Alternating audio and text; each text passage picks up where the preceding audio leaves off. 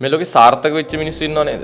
ඒ සාර්ථක වෙච්ච මිනිස්සු මේ පිහිටනවා නම් මේ දවසින් දෙකෙන් සාර්ථක වෙච්ච මිනිස්සු කියලා ඒක කවදාකත්ම එහෙම නෑ. දැන් අපි බලන්නේ දැන් අපි සක්සස් වෙච්ච මිනිස්සු දිහා බලන්න මෙයා සල්ලිකාරයෙක්, මෙයා වාහන පදිනවා, මෙයාට ඉඩ කඩන් තියෙනවා. හැබැයි ඒක ඒ තුල සිද්ධ වෙච්ච කැපකිරීම, ඒ තුල ඒ මිනිස්සු කාපු කටු, ඒ මිනිස්සු කොච්චර කාලයක් ඒ වෙනුවෙන් කැපකිරීම කරලා තිනවා. සමහරට පෞද්ගලික ජීවිතේ වෙන්න පුළුවන්, ඒගොල්ලන්ගේ නිදහස වෙන්න පුළුවන්, මානසික නිදහස වෙන්න පුළුවන්. කොච්චර ප්‍රමාණයක් ඒ මිනිස්සු ඔක ඇතුලේ කැපකිරීම කරලා දිනවා. දැන් අපි try කරන්නේ මේ කෙටි කාලයක් ඇතුළත දිනු වෙන්නනේ. ඒක අති අසාර්ථක ක්‍රමයක්. හරියට අර මම දකින දේ තමයි ඒක නිකන් හරියට සෝඩා බෝතලයක් කැඩුවා වගේ. කැඩුවා මේ වුණා එතනින් ඉවරයි.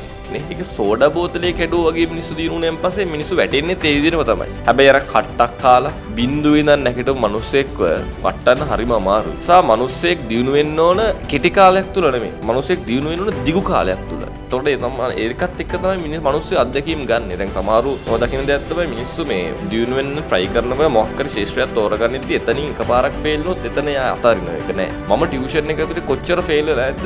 ළමයි නැතුව කී පාරක් මම ගෙදර ගිහිල්ලා ඇද්ද? ළමයට දෙන්නට තුන් දෙනාට උගන්වලා සමහරක් විට මගේ ජීවිතේ මම දාගෙන හිටපු මාළපවා මම උගස් තියලා පෝස්ටර් ගහපු මිනිස්සෙක්.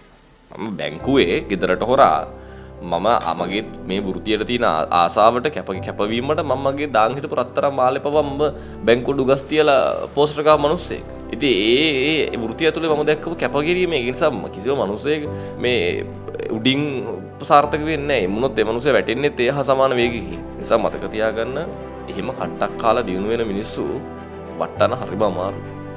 අපි try කරන්න ඕන සාර්ථක ස්ථාවර දියුණු මිනිස්සෙක් වෙන්න. නැතුව මේ එකපාරම දියුණු වුණා එකපාරම වැටලා ගියා. එහෙම නෙමෙයි.